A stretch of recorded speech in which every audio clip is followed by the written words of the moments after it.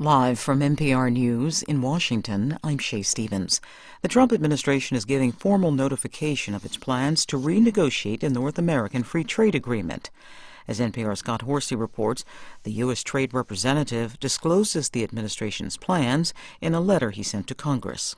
President Trump told leaders of the U.S. trading partners, Mexico and Canada, last month that he's willing to renegotiate NAFTA, but talks cannot officially begin for 90 days after notice is given to Congress.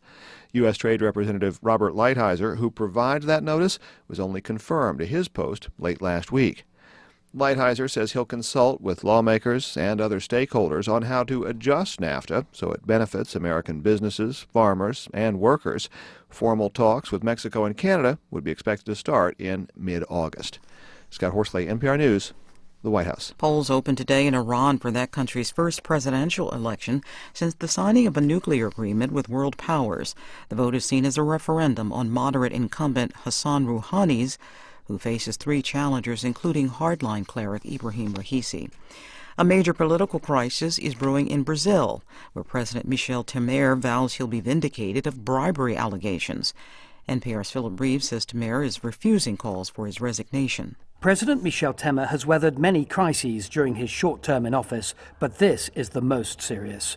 O Globo newspaper says Temer was caught on tape endorsing payments to buy the silence of a former ally caught up in Brazil's massive car wash corruption investigation. The news sent stocks into a tailspin amid investor fears that Temer will now be unable to carry through his plans to overhaul pension and labor laws and pull Brazil's economy out of deep recession. Temer denies wrongdoing, but his political support is ebbing and his ratings are in single figures. This latest scandal is being met with a chorus of voices calling on him to stand down or face impeachment. Philip Reeves, NPR News, Rio de Janeiro. India is claiming victory after the International Court of Justice ordered Pakistan not to execute an Indian national convicted of spying. From New Delhi, NPR's Julie McCarthy reports on the rare legal showdown between the two nations. India went to The Hague to annul the death penalty handed to Kulbhushan Jadhav and to make sure he wasn't hanged before the court's ruling. The court found there was urgency and gave the former naval officer a temporary reprieve. 15 judges unanimously ruled that Pakistan must not hang the Indian national until there is a final decision on whether international treaties were breached. India argues that Pakistan violated Vienna Conventions, guaranteeing foreign nationals help from their country's diplomats when they are accused of crimes. The court also ordered Pakistan to inform it of all steps to be taken that will ensure Jadhav's life is preserved. Julie McCarthy, NPR News, New Delhi. This is NPR News. Police in New York City are trying to figure out why a motorist plowed his car into a group of pedestrians in Times Square, killing one person and injuring 22 others. The suspect, identified as 26-year-old Navy veteran Richard Rojas, is in custody and could be arraigned later today. Authorities say the incident does not appear to be related to terrorism.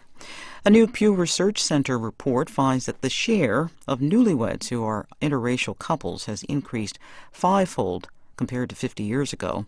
NPR's Hansi-Lo Wong reports that about 1 in 6 newlyweds today has a spouse of a different race or ethnic group. There are 11 million people in the U.S. who are in interracial marriages. The Pew Research Center's Gretchen Livingston says among people who are not black, there's a shrinking share of those who oppose having a close relative marrying someone who is black. We actually have seen a 50 point drop in opposition to that just since 1990. It was at 63% in 1990. Now it's 14%.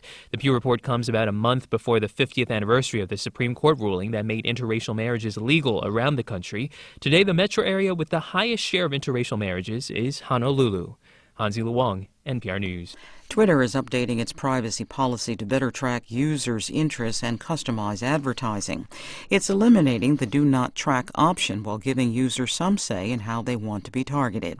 Twitter also plans to keep data for 30 days instead of 10, allowing more time to create comprehensive profiles on customer web activities. The changes take effect June 8th. I'm Shay Stevens, NPR News in Washington.